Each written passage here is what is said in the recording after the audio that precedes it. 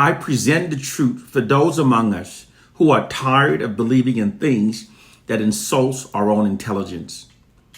Our plight and condition has nothing to do with a silly slave syndrome myth.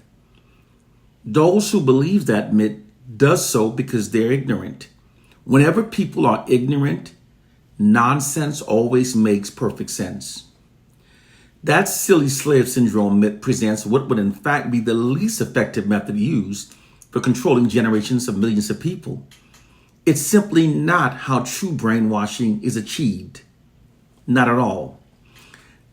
The truth of our plight and condition is that presently, white government agents that specializes in psychiatry and propaganda works unrelentingly behind the scenes, perpetually manipulating the collective minds of the black masses. These men analyzes and studies everything about the black population, our beliefs, our likes, our dislikes, our strengths, and our vulnerabilities. This surveillance information is gathered, and then decisions are then made on which best fraudulent stories to produce to best create certain psychological feelings amongst the black masses that assist the white society in maintaining its social dominance and control over the black population. These men govern our minds, molds our opinions, and shapes our perceptions in ways that serves and protects the system of white supremacy. Don't dispute facts you don't understand for a silly slave syndrome myth you've been misled to believe. Doing so will keep you mentally enslaved by the white oppressors. It is time to learn the truth of our plight and condition. Those who know the truth must teach African proverb. During the 1960s, the unified strategies implemented by African Americans against the U.S. system of white supremacy was extraordinary and unprecedented. It still remains unrivaled by any other group in U.S. history. In response to this noted fact, white oppressive forces determined that the African American culture had to be fundamentally changed in ways that would impede unified black protests against the white establishment. Therefore, in 1968, white social engineering scientists and white propagandists started deploying an ideological subversion system to fundamentally change the African American culture in ways that are against our own interests and instead in ways benefiting the white society. Ideological subversion is an offensive psychological warfare propaganda tactic that uses disinformation, misinformation, and unrelenting propaganda campaigns to change a targeted population in ways that are against their own self-interest and in ways serving those that are deploying the ideological subversion system. The changes that they decided that had to be made of the African American culture was made based upon the Curran Commission findings. The Curran Commission in 1968 studied African American culture. And the findings of the Curran Commission, they determined that an aggravating core factor for the 1960s unprecedented unified black protests was caused by an elevated and unifying black collective self-esteem brought on by the emergence of the Black Pride movement.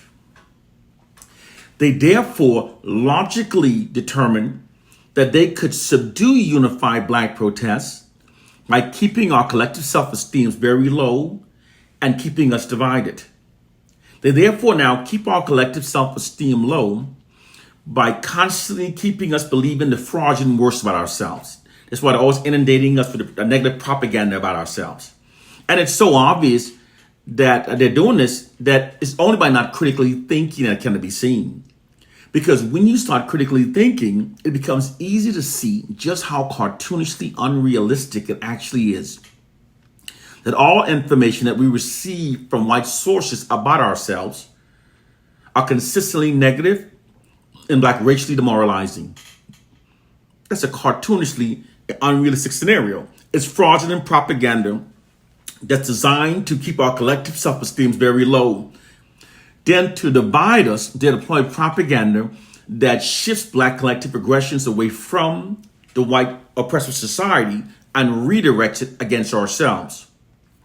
This was achieved by their propaganda campaigns exaggerating the issue of black on black crime. It's also being done by those crime reenactment television shows that overrepresents black on black crimes.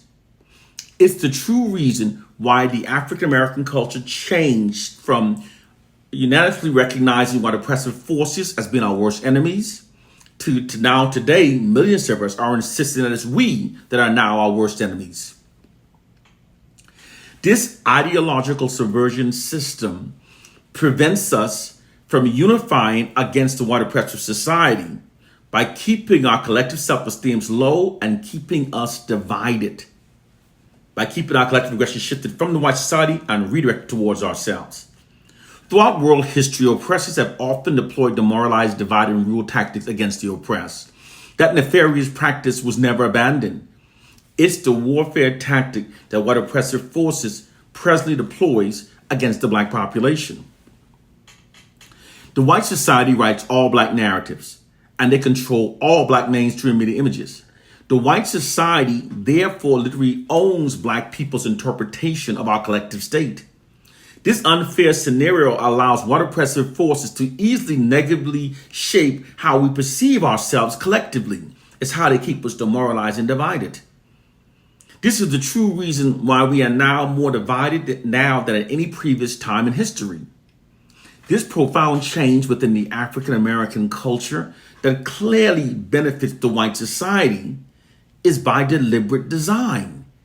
It's always by deliberate design whenever the culture of the oppressed changes in ways benefiting their oppressors. Here are a few more changes they made to our culture. During the 1960s, we African Americans all agreed that we came from Africa. Today, millions of us are now insisting that we're not from Africa. We as a people are now more confused about our identity than at any previous time in history. Although countless millions of us have taken a DNA analysis which has confirmed our African ancestry. During the 1960s, we also called ourselves brothers and sisters, and we called our oppressors crackers. Today, we are self-identifying ourselves by the N-words, and we're calling our oppressors white people. Clearly, we're now respecting them much more and respecting ourselves much lesser. Because these changes were gradually made to our culture, most African Americans have normalized these changes, but there's nothing normal about any of these changes. These profound changes within the African American culture that clearly benefit the system of white supremacy are by deliberate design that are results of this ideological subversion system deployed by white oppressive forces. As I've stated earlier, ideological subversion is an offensive psychological warfare tool that uses misinformation and disinformation as a weapon to manipulate targeted populations to think and behave in ways that are against their own self-interest. The purpose is to attack the population at a psychological level in a bid to destabilize and undermine their entire ideological structure. To restate that in layman's term, the goal is to spread so much disinformation into the black communities until virtually everything believed by the black population are lies that hinders our liberation.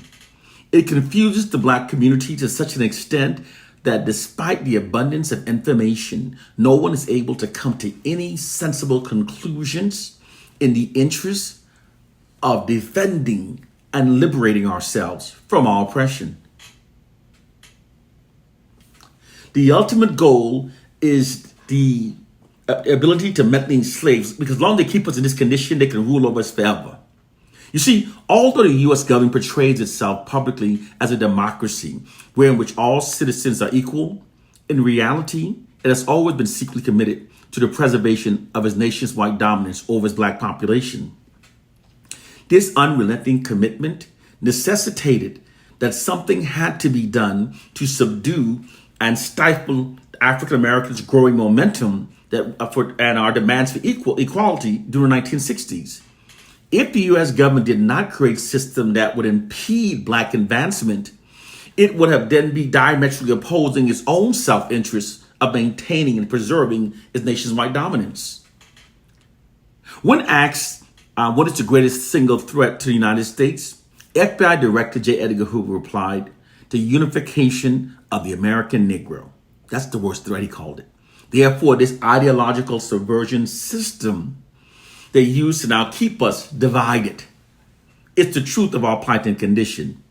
And through this ideological subversion system, millions of us have also been brainwashed to exclude our oppressors from all of our analysis regarding our oppression and to always blame ourselves. This is all possible because regardless of how intelligent people are, it is possible to control the information that people receive. It's entirely possible to control what people will believe and what they will think and how they'll think. The white society exploits its monopoly over the input of information that's being fed into the minds of black people to manipulate our minds in ways that benefits the white society. It's not a slave syndrome. It is their monopoly over the information that we receive. And this is the true reason why black people now perceive ourselves as being our worst enemies and revere Caucasians in spite of such a brutally horrific history of the contrary. It's time to wake up. It's time to come to the real world. The time believing in idiotic stuff is over.